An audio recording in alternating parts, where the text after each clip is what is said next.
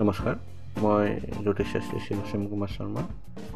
আজি মই এটা বিশেষ টপিকৰ ওপৰতে ভিডিঅ'টো বনাইছোঁ। আচলতে কি হয়, আমি যে জানো যে ৰাজমোহিনী কবচ, এই ৰাজমোহিনী কবচটোনো কি, এইটোৰ ওপৰত অলপ বিতংভাৱে জনাবলৈ চেষ্টা কৰিছোঁ আপোনালোক। ইয়াৰ ভিডিঅ'ত দেখি আছে মই কাগজ এখনৰ ওপৰত থৈছোঁ কেইটামান ৰছী। আচলতে ৰছী নহয়, এইটো এটা গছৰ মূল।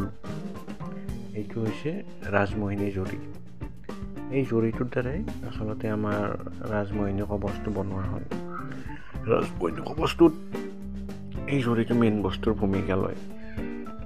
ইয়াৰ অৰিজিনেল ডুপ্লিকেট যথেষ্ট আছে, গতিকে আমি টেষ্টিং কৰি চাব পাৰোঁ ইয়াত কেনেকৈ অৰিজিনেল কোনটো হয়, ডুপ্লিকেট কোনটো হয়। আহকচোন আমি প্ৰথম দেখাওঁ। এই দেখিছে বাতি এটাত মই পানী লৈছোঁ। এই পানীত এই জৰীটো মই পানীত এবাৰ তিয়াই দিছোঁ। তাৰপিছত দেখিব আপোনালোকে ৰছীডাল ইডালে সিডালৰ লগত গাঁত মানে লেটিয়াবলৈ ধৰিছে।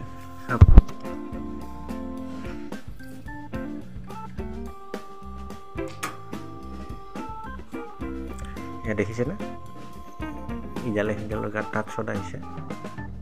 মই জাষ্ট এনেই ধৰি আছোঁ হাতখনেৰে। ইয়াত দুটাই মানে ইডালে সিডালৰ গাঁত লেটিয়াই আছে। এইটো মানে অৰিজিনেল। এই জৰীটো ৰাজমোহিনী কবচৰ ক্ষেত্ৰত মেইন বস্তু, আৰু এইটো অৰিজিনেল বস্তুটো হ'লেহে সেই কবচটোৱে কাম কৰে। ৰাজমোহিনী কবচটো আমাৰ যিখিনি ব্যৱসায়িক বন্ধু আছে তেওঁলোকে ল'ব পাৰে। গ্ৰাহক আকৰ্ষণ, বিক্ৰী বৃদ্ধিৰ ক্ষেত্ৰত সহায় কৰিব। যিখিনি আমাৰ গভমেণ্ট ছেক্টৰত কাম কৰা আছে তেওঁলোকে ল'ব পাৰে। তেওঁলোকৰ ক্ষেত্ৰত ওপৰৰ যিখিনি ষ্টাফ তেওঁলোকে ভাল পোৱা হ'ব। প্ৰেমিক প্ৰেমিকাৰ ক্ষেত্ৰত ল'ব পাৰে। ইজনে সিজনৰ প্ৰতি ভাল পোৱাটো বেছি হ'ব, দেখিলে মানে আকৰ্ষণ এটা হ'ব। এই বস্তুটো খুবেই জৰুৰী যে অৰিজিনেলটো চাই, মানদণ্ডটো চাই, গতিকে এনে যধে মধে য'ৰ পৰা তোৰ পৰা লৈ ইমান টকা খৰচ নকৰিব। আৰু সদায় সেইজন মানুহৰ পৰাহে ল'ব যিজনে আপোনাক ক'ব পাৰে যে যদি কাম নকৰে সম্পূৰ্ণ টকা ঘূৰাই দিম। সেই ৰিস্কটো দিব পাৰিব লাগিব, তেতিয়াহে ল'ব আপুনি।